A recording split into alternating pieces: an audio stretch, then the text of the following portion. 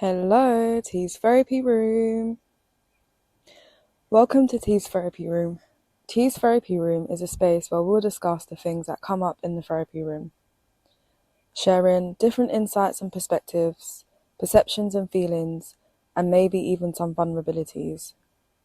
I'm going to start it off by sharing my own little therapy session, my journal entry from the 31st of December 2023.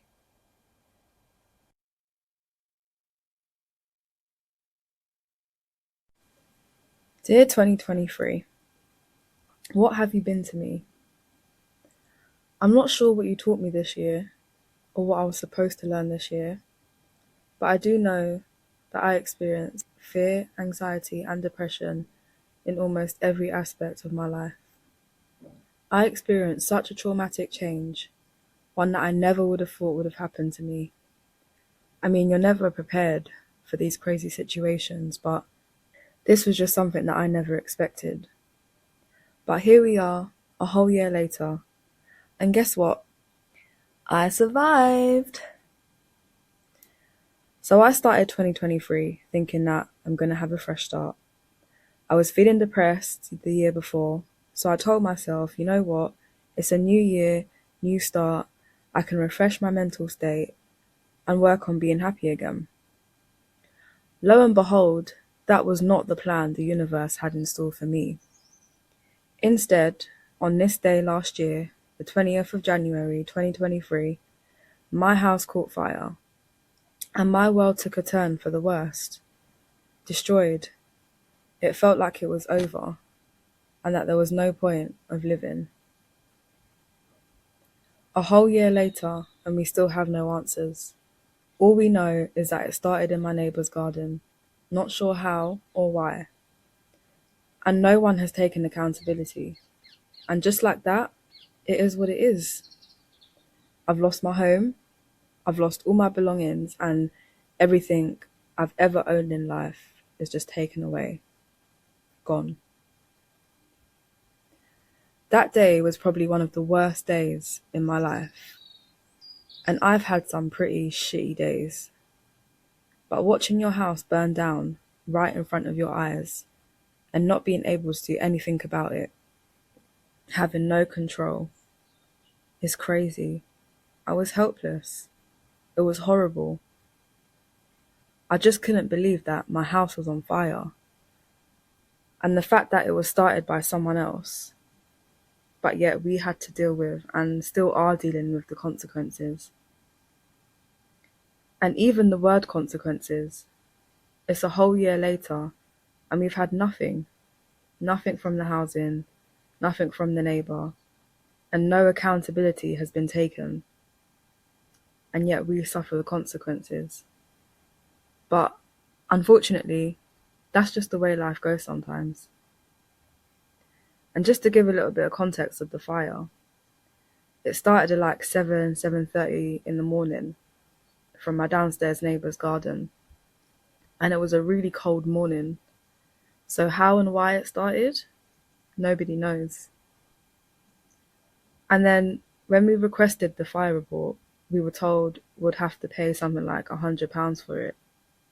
So we tried to get it from the housing. And all now, no fire report. So one day I checked online and I found a fire summary on the London Fire Brigade website. And it said that the cause of the fire was undetermined. Undetermined. When I saw that, the hurt that I felt, that someone has literally destroyed our home and our lives, and we just have to accept that it was undetermined. The pain that I feel even thinking about it. And I try not to delve into all the things that I've lost. But just like that, everything is gone and it's not coming back. How crazy is that? How do you wrap your head around something like that? And I know material things can be replaced, but home is something you feel internally, and for me, that's gone.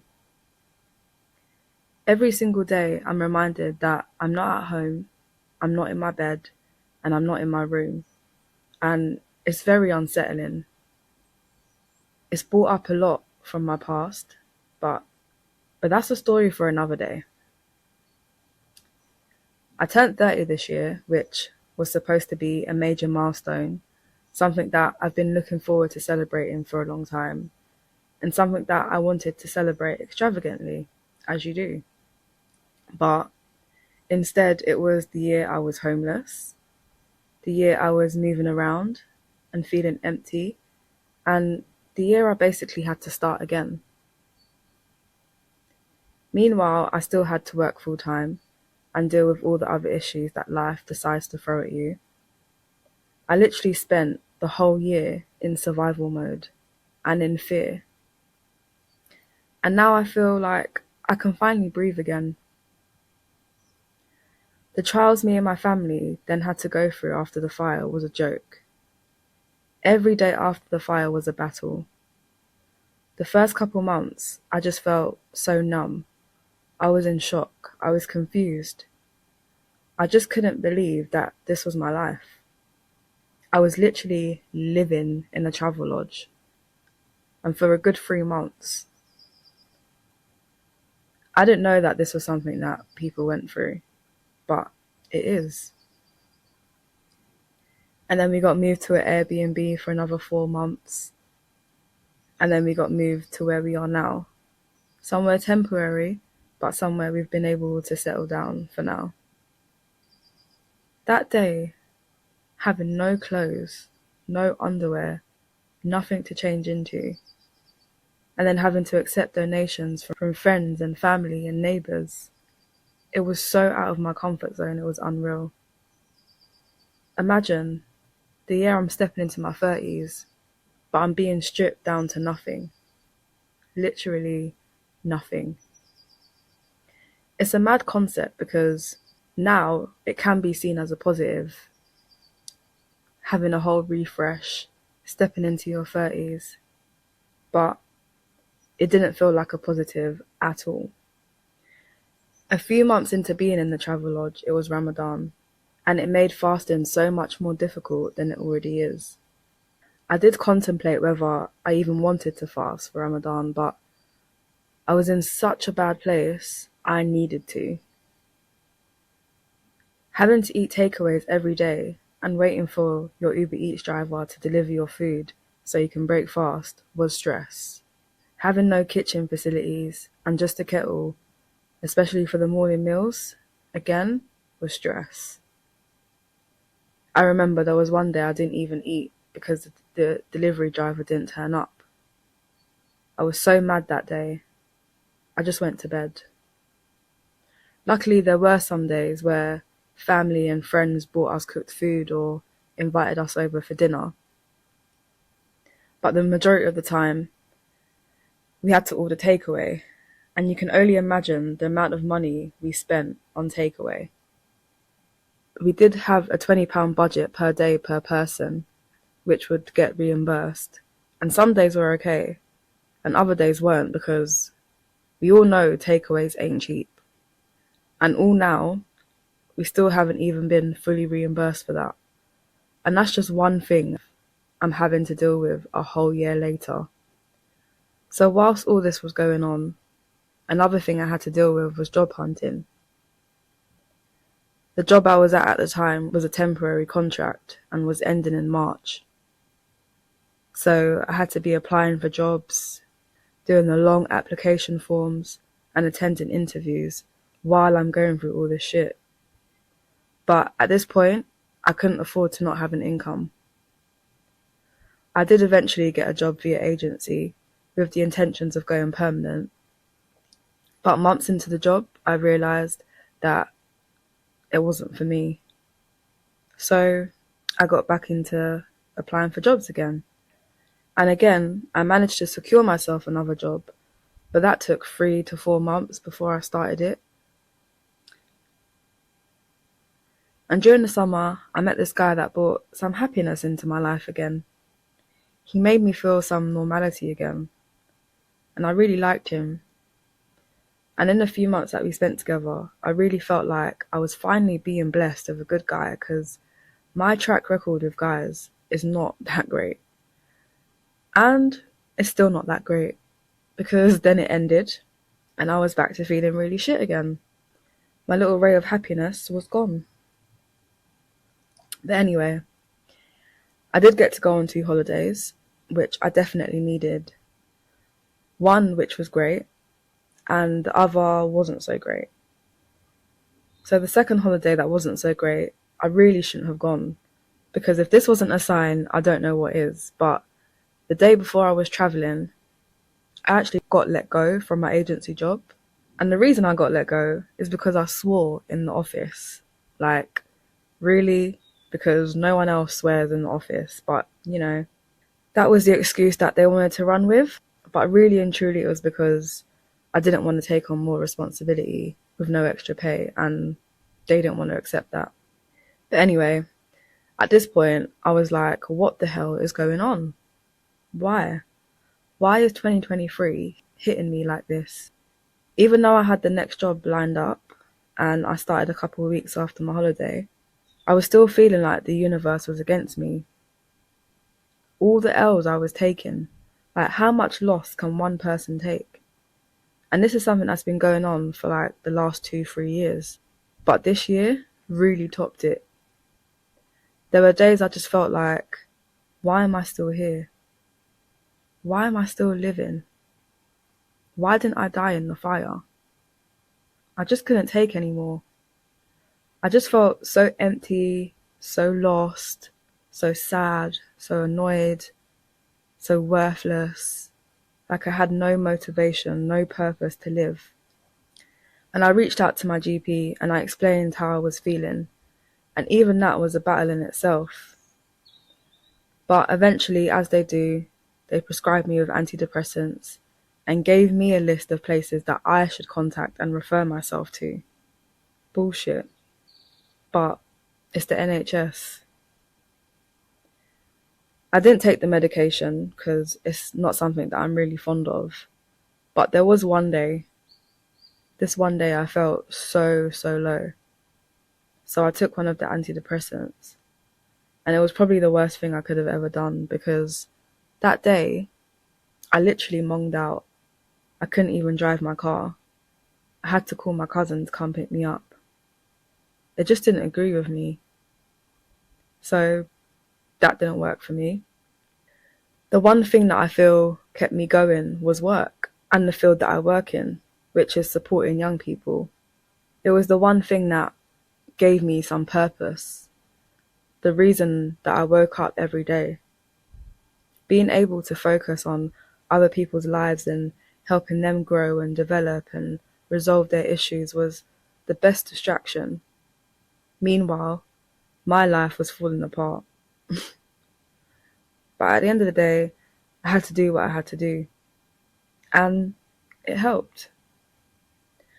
I also started journaling, and that allowed me to be more open and honest about how I was feeling. And it helped me to articulate myself better.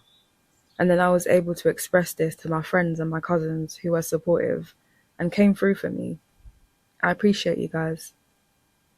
And part of my journaling included the days after the fire and everything that I had to do, which I may or may not share in the future. I'll see how it goes. But the things I had to deal with on a daily basis, the contacts I had to make every day, the shit I had to go through, it wasn't for the weak-hearted. For example, day 1 to 4. We got to the hotel, which was the Travel Lodge in Finsbury Park, only to find that they booked us one room. And at the time, it was just me and my mum. So it doesn't sound too mad, but the fact that me and my mum haven't shared a room in the last 20 years, and then we've gone through something tragic, and then being made to sleep in one room, in one bed, was wild to me. And when I contacted the housing and requested for us to have separate rooms, they just kept saying, our policy states that 2 adults can share a room. Again, crazy. So I contacted the Citizen Advice Bureau, and they advised me to contact the counsellors and MP of Camden. So I did. I found the contacts, sent emails, left messages, and eventually someone got back to me and they said they'll help. So they also contacted the housing, and guess what? We got 2 separate rooms. Even something like that, and having to go through such a long process, was just the beginning of what I had to deal with. But we got through it. With the support of our friends and our family and our neighbours, we got through it. So I appreciate you guys. Finally, in September, we actually moved to a longer term property where we are now, which we have settled into and will be here for the next year until the next journey begins.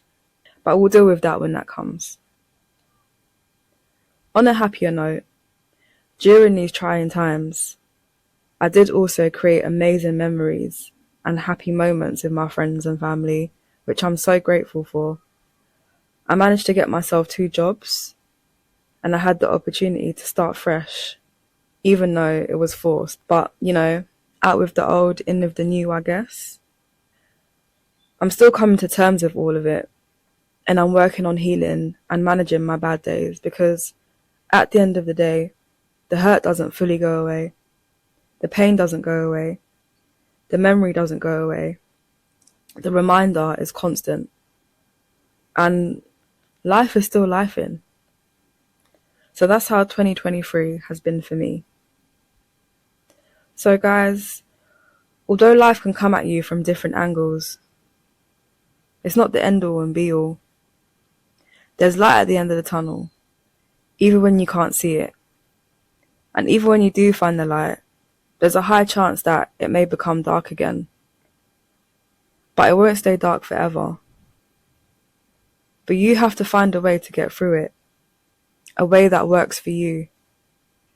I don't feel like I'm fully there, but I see how far I've come and what I've done to get this far, and that's enough for me to keep going. It's okay not to be okay. And getting it all out has helped me and many others out there. So don't live in a state of constant fear. Face them. You got this.